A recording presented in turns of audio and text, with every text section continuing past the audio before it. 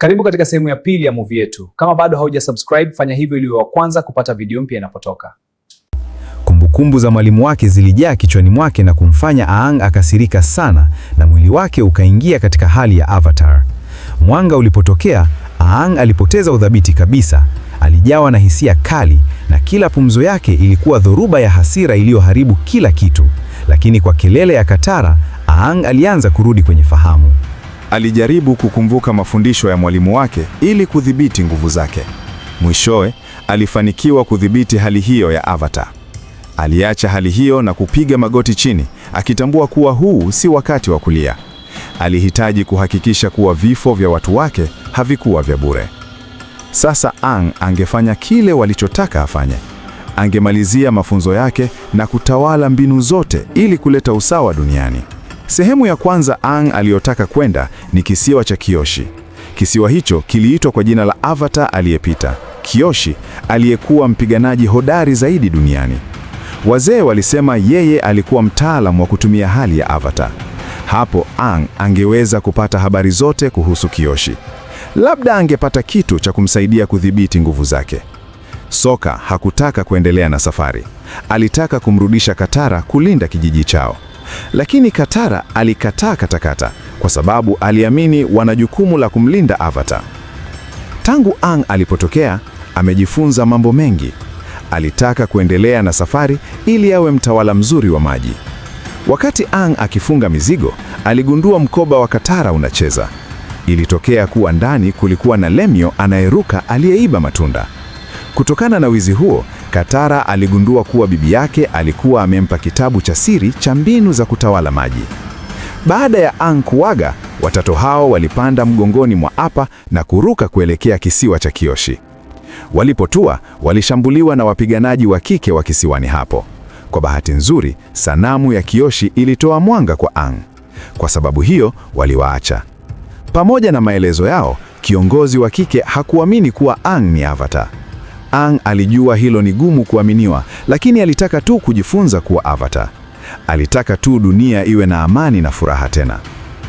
Binti wa kiongozi alihisi ukweli wa Aang na kumsihi mama yake ampe nafasi. Mwanzoni mama yake alikataa, akidhani watu wa nje wanatumia wema wa binti yake. Lakini baadaye aliona kuwa watoto hao hawakuwa na sababu ya kumdanganya. Aliamua wabaki kwa siku 2 kutafuta habari wanazohitaji. Wakati huo huo, timu za Zuko na Eno zilienda kusini mwa taifa la moto kutafuta habari. Walikutana na Jenerali Jiao, mtu aliyemchukia Zuko tangu mwanzo. Alimwambia Eno asitoe siri ya Avatar, alitaka kumkabidhi Aang kwa mfalme yeye mwenyewe. Kisiwani, Aang na wenzake walikaribishwa vizuri kwa chakula kitamu. Watoto walimpenda sana Aang kwa sababu alikuwa na mvuto. Katara alitambua kuwa nguvu ya kweli ya Aang ni uwezo wake wa kuunganisha watu pamoja. Hii ilikuwa nguvu ya pekee kwa Avatar. Ingawa mazingira yalikuwa ya furaha, kiongozi wa kike hakubadili mawazo yake.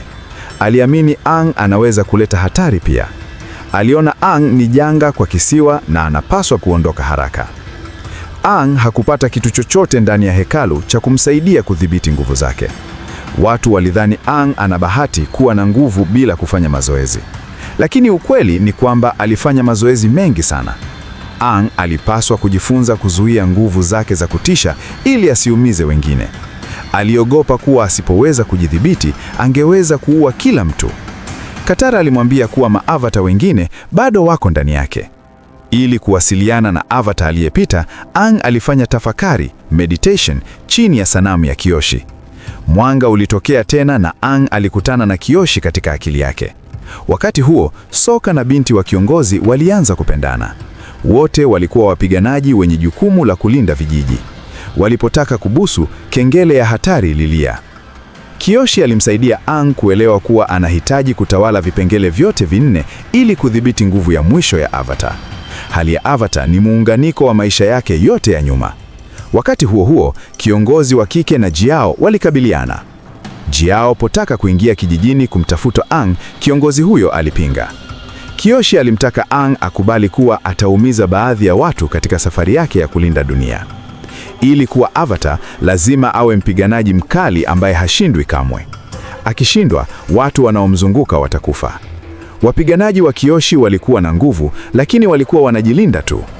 Kiongozi alihofia kijiji kitaangamia, hivyo alihitaji avatar mwenye nguvu kutokea.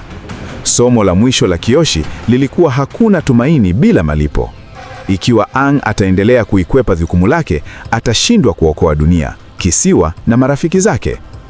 Ili kumlinda Aang, Katara alikimbia mlimani kumzuia Zuko. Katara alitumia maji kuwapiga askari, lakini nguvu ya Zuko ilikuwa ya kitisha sana na ikamkumbusha Katara mambo mabaya ya zamani.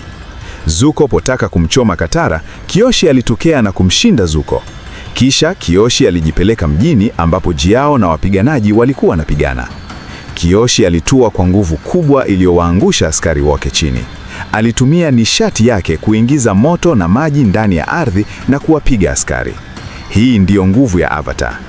Jiao aliamuru jeshi lake litoroke. Kyoshi potoroka, Aang alirudi. Siku 2 kisiwani zilikuwa zimeisha. Kila mtu alimshukuru Aang. Sokka na binti wa kiongozi walimalizia kile walichokuwa wameanza kabla ya kuachana. Binti huyo alimpa Aang Fen kama ishara ya kumbukumbu. Safari iliendelea kuelekea kaskazini. Kyoshi alimwambia Aang kuwa anaweza kumuita Avatar mwingine katika hekalu lao tu. Sasa Aang alipaswa kwenda kwa taifa la maji la kaskazini kuzuia janga kubwa. Huko kuna watawala wazuri wa maji ambao watamsaidia. Akiwa njiani, Aang aliona mtu anayeruka na kudhani ni mtu wa hewa mwingine. Mtu huyo alikuwa anaenda Omashu, moja ya maajabu ya taifa la ardhi. Babu yake wa Zuko aligisia kuwa Aang angeenda sehemu yenye watu wengi kwa sababu hata kama ni Avatar, anahitaji kula. Jiao alitaka Zuko amruhusu kutumia wapelelezi wake kutoa habari. Walipofika Omashu, waliona ukatili wa walinzi. Kijana mmoja anayeitwa Jet aliwaambia kuwa Omashu haikaribishwi watu wa nje. Katara alimwomba Jet awasaidie kuingia ndani kwa sababu alihitaji kuonana na rafiki yake hapo. Jet alikubali na kuwapa nguo za kienyeji. Omashu ilikuwa ngome ya mwisho ya taifa la ardhi ambayo taifa la moto haijaweza kuivunja. Jet aliwasaidia kuingia na kumwonya Katara kuwa Omashu ni hatari.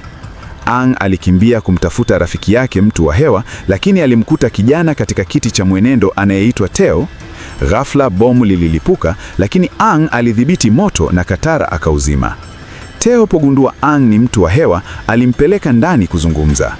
Teo alihisi bomu liliwekwa na mpelelezi wa taifa la moto. Teo aliona Aang ni tumaini jipya kwa sababu hewa ni adui wa moto. Baba yake Teo, Sai, alikuwa fani wa mfalme wa Omashu ingawa alikuwa mnyenyekevu sana. Aang aliona mateso ya watu na kuamua kubaki kuwasaidia. Alimwambia Sai kuwa yeye ni Avatar na anataka kujua kuhusu malipuko. Teo alihisi wapelelezi walikuwa mlimani, lakini yeye hangeweza. Kutumia hewa ya Aang kufika hapo si ngumu. Jiao alipata habari kuna mtu wa hewa Omashu. Zuko alitaka kuingia ndani kumkamata Avatar. Katara alimwona Sai akifanya biashara na mpelelezi wa taifa la moto. Jet alimtokea Katara na kusema Sai ni msaliti anayeuza siri za mji. Jet alimfukuza mpelelezi huyo. Baada ya mapigano, wapiganaji wenzake Jet walitokea na kuwasaidia. Jet alimpeleka Katara msituni kwapo wanaishi kwa siri kutoka kwa taifa la moto. Kila mmoja hapo alikuwa amepoteza mpendwa wake kwa sababu ya taifa la moto. Hapo awali, wote walikuwa yatima au wakimbizi, lakini sasa walikuwa wanajeshi huru. Wakati huo huo, Aang na Tio walifika kwenye kituo cha walipuaji, lakini hawakumkuta mtu yeyote humo. Kwa mabaki yaliyokuwa yamebaki, walijua kabisa kuwa wale walipuaji walikuwa wameondoka muda mfupi tu uliopita. Bado kulikuwa na mabaki ya vilipuzi. Chupa chache tu zilitosha kulipua nusu ya eneo la makazi. Aliposikia hivyo, Aang aliganda na akagundua kuwa wale watu wa moto hawakuwa nyuma ya mlipuko ule. Mara tu alipogundua wale walipuaji ni akina nani, alikimbia kurudi kwenye warsha ya Sai kuwajulisha Sokka na Katara. Wakati huo huo, Katara naye alirudi. Wote wawili walieleza kuwa walikuwa tayari wanajua utambulisho wa walipuaji. Kutokana na alama zilizokuwa zimebaki mlimani, Aang alikuwa na uhakika kuwa mlipuaji alikuwa Jet. Lakini kwa sababu Katara alikuwa ameshuhudia mahusiano ya Sai na taifa la moto, aliamini kuwa Sai alikuwa jasusi. Hilo liliwafanya Katara na Sokka kuanza kubishana. Katara alilalamika kuwa Sokka huwa hamwamini kamwe. Wakati huo, Sokka aliona kuwa Katara hufikiri kama mtoto. Akiwa amekasirika kwa kutokubaliana huko, Katara alikimbia nje kwenda kumtafuta Jet. Jet hakumficha tena Katara ukweli. Alieleza kuwa alikuwa anajiandaa kwa misheni kubwa ya kusafisha uchafu wa Omasu. Wakati huo, watu wa Jet walikuwa wamebadilisha bomu na mizigo ya Tio, na baba wa Tio alikuwa njiani kuelekea mji mkuu kumwonyesha mfalme uvumbuzi mpya.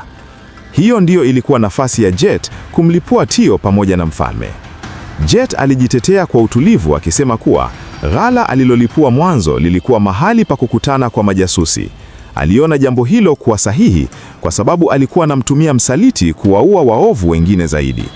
Jet hakujali raia wangapi wangekufa. Kwake yeye, hiyo ndiyo bei ya uhuru. Mwisho wa sehemu ya pili ndio mwanzo wa sehemu ya 3 ya movie yetu. Kama bado hauja subscribe, fanya hivyo ili wewe wa kwanza kupata video mpya inapotoka.